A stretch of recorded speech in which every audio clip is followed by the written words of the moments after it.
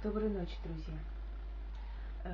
Если помните, я вам рассказываю о разных направлениях магии. Однако с людьми, которые живут на этой земле, лучше всего проводить ритуалы и обряды славянской магии. Почему? Потому что энергетика этой земли совпадает с энергетикой людей, которые здесь живут. В данный момент хочу вам показать славянский алтарь. Вот. Можно, знаете, предметы культа взять из магазинов магических, не обязательно, чтобы они были какие-то древние артефакты. Можно вперемешку взять и древние, старые, старинные вещи. Если уж тебе повезет, и ты найдешь ведьминые какие-то атрибуты, конечно, это уже человек везучий, не всем так везет. Но самое главное не то, как ты ставишь и как ты располагаешь на алтаре все эти предметы, а твоя сила, твое желание, твое уважение к этим силам, с которыми ты проводишь ритуалы. Здесь вот на этом алтаре преобладает цвет зеленый. Зеленый почему? Потому что природа славян, степь, она была зеленая, бесконечная, спокойная, плодовитое, да, поле, русское поле, если вы знаете. Вот это маленькое капище, такое мини-капище древнерусских богов. Видите? Ну, кому-то покажется это нечто игрушечным, на самом деле это очень сильная вещь, если его усилить, если его как бы постоянно подпитывать энергетикой и активизировать, то вот это маленькое капище может исполнить ваши великие и огромные мечты. Так что не относитесь к предметам магии так легкомысленно, легковерно, что если они маленькие, незначительные, значит и сила их незначительна. Это не всегда так. Далее. В стакане вода. Родниковая вода, родниковую воду продают, можно купить.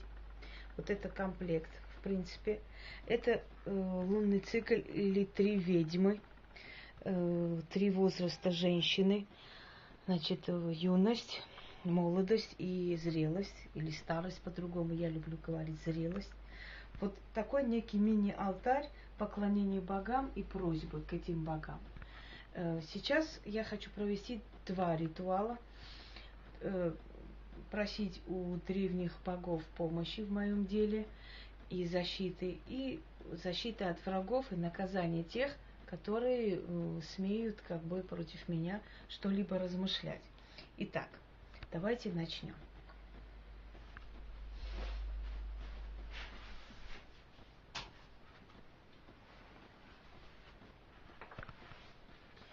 В древности люди, не только славяне, вообще люди, которые как бы уважительно относились к духам своего рода, своего дома, они всегда были защищены. Потому что вот эти древние духи, духи предков, они заботились о том, чтобы у человека была благополучная жизнь, чтобы у него были здоровые дети, здоровое потомство, и чтобы он был всегда защищен как от тонкого мира, от потустороннего, да, мира и сил, также и от врагов, которые в реальной жизни находятся.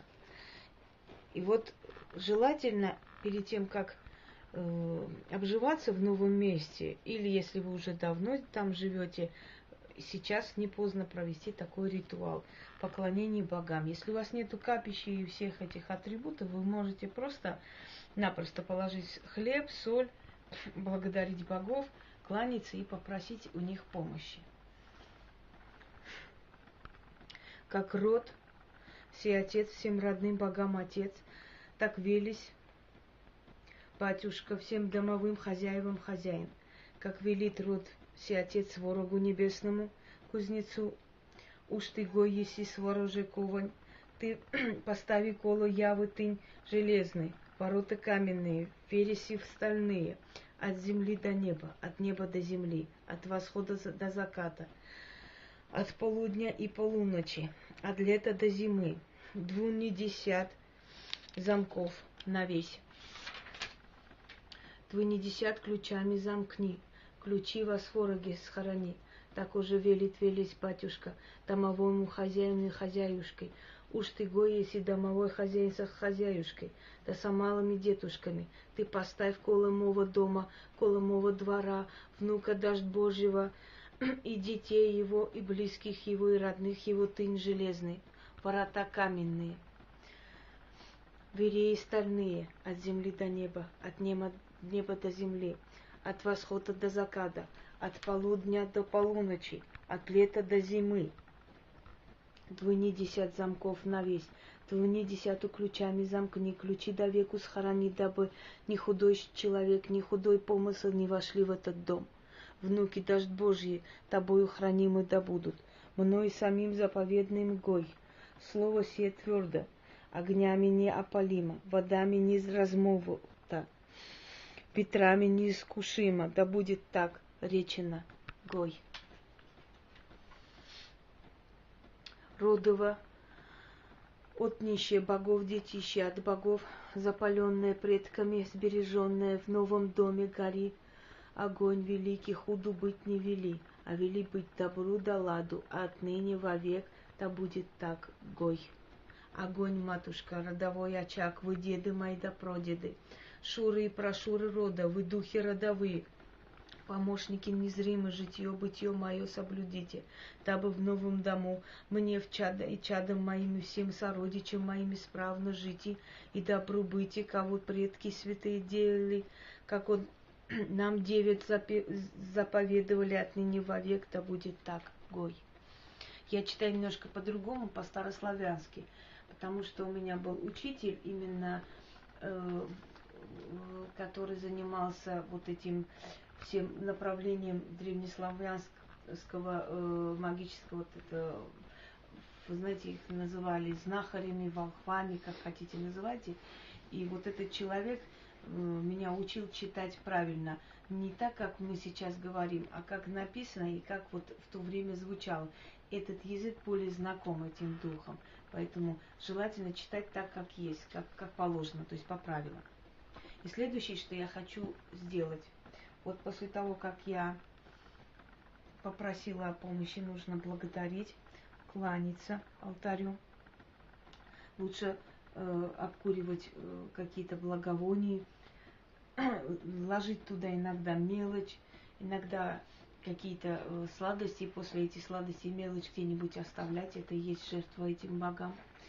В данный момент я хочу попросить у них защиты и научить вас, как нужно просить защиты у древних богов, для того, чтобы они защитили тебя и отомстили твоим врагам, если те как бы ведут себя несправедливо по отношению к тебе.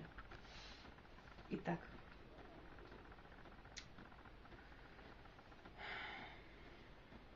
вы из лесу лешие, вы из вод водяные, словом Велеса заклинаемый, именем Велеса запираемый, возьмите у мертвеца камень, положите его окаянным врагам моим на руки, на ноги, на буйные головы, на ясные очи, на ретивые сердца, как есть ему мертвецу. Тяжело, зело от земли да от камней, так будет тяжело окаянным врагам моим, супостатам моим, которые супротив меня руки подняли, супротив меня шагом шагнули, супротив меня слово сказали, веком по веку ви.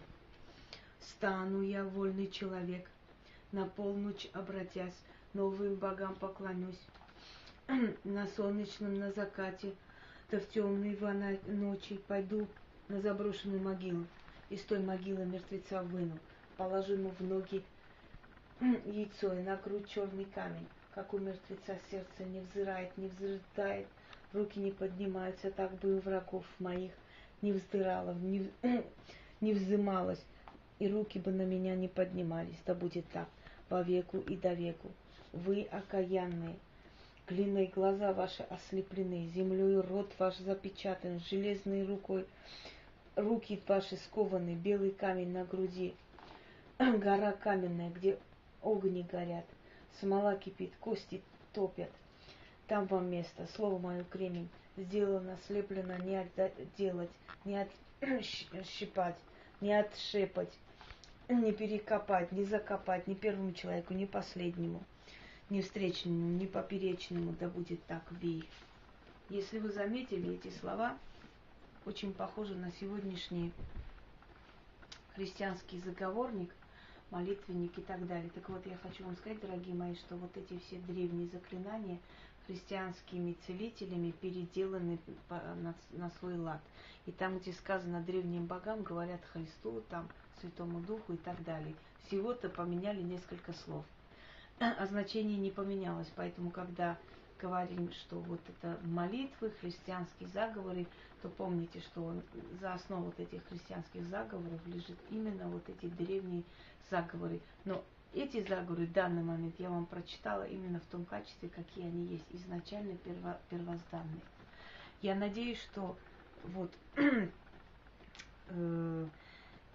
какое-то представление у вас создала о том, как обращаться к своим древним богам, как просить у них помощи, потому что древние боги, они охраняют, оберегают наш род. И тогда, когда человечество предало своих богов, вот тогда начались бесконечные войны из-за религии, дележ территорий и тому подобное, потому что боги отвернулись и перестали их охранять и защищать. Всего вам доброго, спокойной ночи. На этом все.